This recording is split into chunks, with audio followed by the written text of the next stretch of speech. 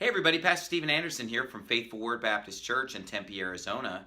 And I'm going to read another one of the Vedas here from the Rig Veda. And again, remember the Vedas are the basis of Hinduism. The oldest and most important scriptures in Hinduism are the Vedas, which are hymns that are chanted or sung in Hindu temples every single day.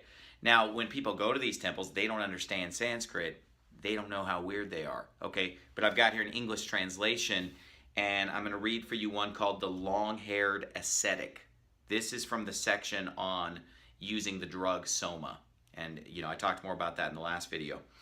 But let me read you the introduction first. The long-haired ascetic, an early precursor of the Upanishadic yogi, drinks a drug, probably some hallucinogen other than soma, in the company of Rudra, the master of poison, and a god who is excluded from the soma sacrifice. The hallucinations described in the hymn are related to, but not the same as those attributed to soma drinkers in a bunch of other hymns that they sing about drugs and drug use in Hinduism. Let me just read for you the Veda itself. Long hair holds the fire, holds the drug, holds sky and earth. Long hair reveals everything so that everyone can see the sun. Long hair declares the light. These ascetics, swathed in wind, put dirty red rags on. So up to that point, he's naked. That's why it's talking about him declaring everything, showing everything to the sun. He's swathed in wind, meaning that his only garment is the wind or the air around him. But then he puts dirty red rags on. Then it says, when gods enter them, they ride with the rush of the wind. Now the gods that are entering this long-haired ascetic are actually demons that he's getting possessed with under the influence of these drugs. When gods enter them, they ride with the rush of the wind. Crazy with asceticism, we've mounted the wind. Our bodies are all you mere mortals can see. He sails through the air, looking down on all shapes below. The ascetic is friend to this god and that god, devoted to what is well done. And by the way, that's this demon and that demon is what that really is. The stallion of the wind, friend of gales, lashed on by gods. The ascetic lives in the two seas, on the east and on the west.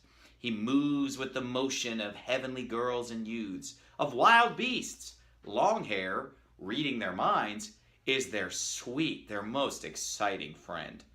The wind has churned it up. Kunamnama prepared it for him. Long hair drinks from the cub, sharing the drug with Rudra.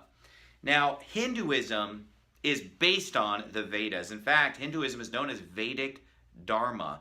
This is the basis. But I wonder if the 1 billion Hindus who constantly are going to these Hindu temples and listening to these songs chanted and sung really know what it's saying. Because, like I said, it's in a foreign language. It's in Sanskrit. So when Joe Hindu walks into a temple, he doesn't know that this is what's being chanted or sung, this bizarre song. I mean, this should explain why people like the Beatles and the Beach Boys back in the 1960s and 70s, they went over to India and started practicing Hinduism, and they brought back all these yogis to the United States and introduced this into our culture. And to this day, we still have this in our culture. It's coming from these long-haired, derelict hippies of India, these drug users, these junkies that, they call a yogi or they call a sadhu or whatever. But these burned out hippies of the 60s, that's why they fit in so well with these people, because they're both just drugged out junkies. I mean, can you imagine a religion that's based on drug use? It's pagan. And by the way, pagan religions all over the world use drugs. For example, the Native Americans, they have peyote.